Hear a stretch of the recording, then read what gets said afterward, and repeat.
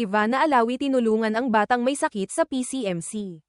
Muling pinatunayan ng kapamilya star at kilalang vlogger na si Ivana Alawi ang kanyang pusong mapagbigay at malasakit sa kapwa matapos siyang bumisita sa isang pampublikong ospital para sa mga bata. Sa kanyang pinakabagong vlog na may pamagat na Buhay Ospital, itinampok niya ang kanyang pagdalaw sa Philippine Children's Medical Center, PCMC, kung saan personal niyang nakilala at kinausap ang ilang mga batang pasyente, pati na rin ang kanilang mga magulang at tagapangalaga. Bago pa man ipalabas ang nasabing video, binigyang diin ni Ivana na matagal na nilang pinaghandaan ang nasabing proyekto. Ayon sa kanya, 1 taon na ang nakalipas mula nang simulan nila ang pagproseso ng mga kaukulang permit at dokumento upang masigurong maayos at legal ang kanilang pagkuha ng footage sa loob ng ospital.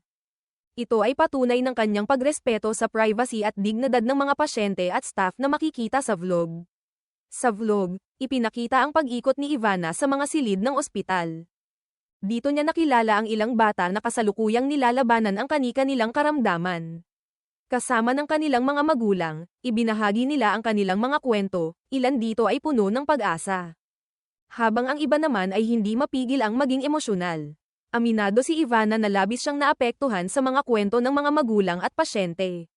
Aniya, hindi madali ang dinaranas ng mga ito, mula sa pag-aalala sa kalusugan ng kanilang anak, hanggang sa pangangailangang pinansyal. Ayon pa sa aktres, hindi lamang ito pisikal na pagsubok kundi pati emosyonal at mental, kaya nais niyang kahit papaano ay makapaghatid ng ginhawa. Bukod sa moral support, nag-abot din si Ivana ng tulong pinansyal sa piling mga pasyente. Bawat isa ay nakatanggap ng halagang 50,000 piso, na maaaring gamitin sa gamot, laboratorio, o iba pang kinakailangang medical expenses. Bagamat alam niyang hindi sapat ito para sagutin ang lahat ng gastos, umaasa siya na makatutulong ito para mapagaan kahit papaano ang dinadala ng mga pamilya. Ibinahagi rin ni Ivana ang kanyang paghanga sa mga doktor, nurse, at iba pang medical frontliners sa ospital. Ayon sa kanya, hindi matatawaran ang kanilang sakripisyo at dedikasyon. Sa kabila ng pagod, tuloy-tuloy ang kanilang pag-aalaga sa mga bata at pagbibigay ng pag-asa sa mga magulang.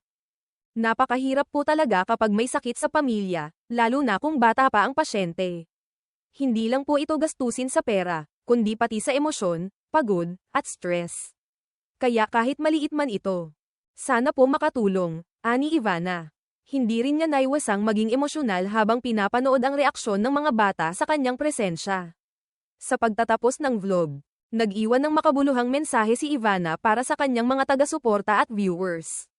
Hinikayat niya ang lahat na tumulong sa abot ng makakaya, hindi man sa anyo ng pera, kundi kahit sa simpleng pakikiramay, pagbisita, o pagbabahagi ng oras. Aniya, ang malasakit na nanggagaling sa puso ay kayang magpabago ng buhay. Ang kanyang ginawa ay muling nagpatunay na ang mga artista ay may kapangyarihang magbigay ng pag-asa at inspirasyon, lalo na sa mga panahong pinakakailangan ito ng mga tao. Sa panahon kung saan tila mas nangingibabaw ang ingay sa social media, si Ivana ay naging boses ng kabutihan at tunay na malasakit sa kapwa.